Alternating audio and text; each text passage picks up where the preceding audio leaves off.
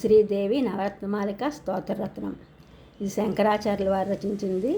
మనం అమ్మవారికి నవరత్నమాలికను వేసినట్టు అన్నమాట ఇది పాడడం.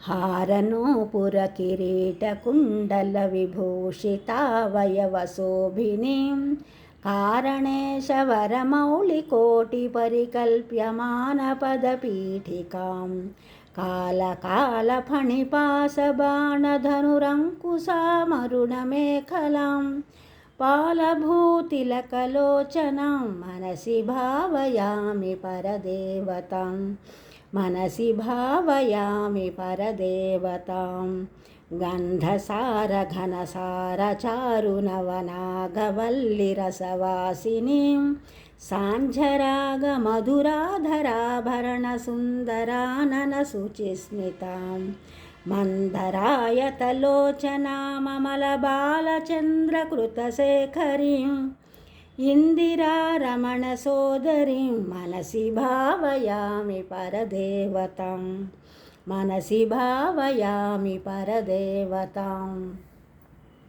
స్మేరచారుముఖమండలాం విమలగండలం విమణికుండలాం హారదామ పరిశోభమానకుచభారభీరుతను మధ్యమాం వీరగర్వహరనూపురాం వివిధకారణేశవరపీఠికాం మారవైరి సహచారిణీం మనసి భావయామి పరదేవతాం మనసి భావయామి పరదేవతాం భూరి భారధర కుండలీంద్రమణిబద్ధ భూవలయ పీఠికాం వారిరాశి మణిమేఖలావలయ వహ్నిమండల శరీరిణీం వారి సారవహ కుండలాంగగణశేఖరించ పరమాత్మికాం చారుచంద్ర రవిలోచనాం మనసి భావయామి పరదేవతాం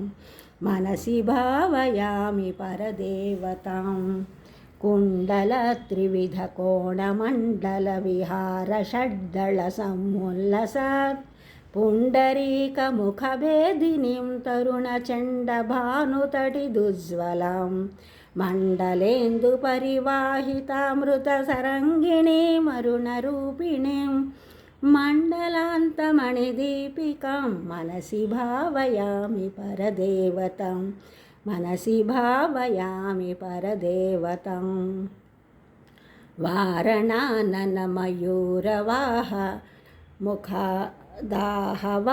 ముఖదాహవారణపయోధరా చారణాదిసురసుందరీ చుకురశేఖరీకృతపదాంబుజం కారణాధిపతి పంచక ప్రకృతి కారణ ప్రథమ మాతృకాం వారణాంత సుఖపారణం మనసి భావయామి పరదేవతాం మనసి భావయామి పరదేవతాం పద్మకాంతి పదపాణి పల్లవ పయోధరా నవసరోరుహాం పద్మరాగమణిమేఖలావలయనీ విశోభిత నితంబినీం పద్మసంభవ సదాశివాంతమయ పంచరత్న పదపీఠికం పద్మినీం ప్రణవరూపిణీం మనసి భావయామి పరదేవతాం మనసి భావయామి పరదేవతాం ఆగమ ప్రణవపీఠికా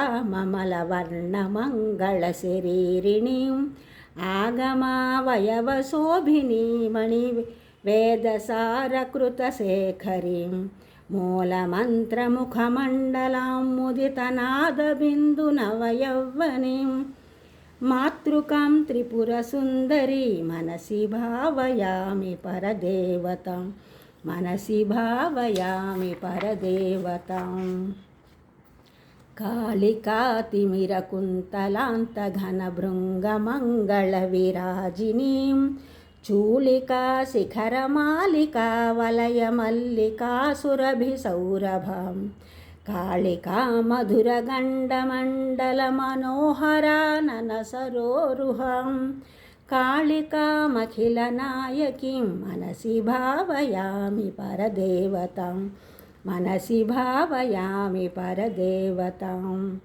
నిత్యమేవ నియమేవ జల్పతాం భుక్తిముక్తిఫలదామభీష్టదాం శంకరేణ రచితాం సదా జపేత్ నామరత్ననవరత్నమాలికాం. ఇదన్నమాట నవరత్నమాలిక స్తోత్రం. ఈ ఛానల్ చూసిన వారందరూ కూడా సబ్స్క్రైబ్ చేయండి, షేర్ చేయండి, లైక్ చేయండి, కామెంట్ చేయండి.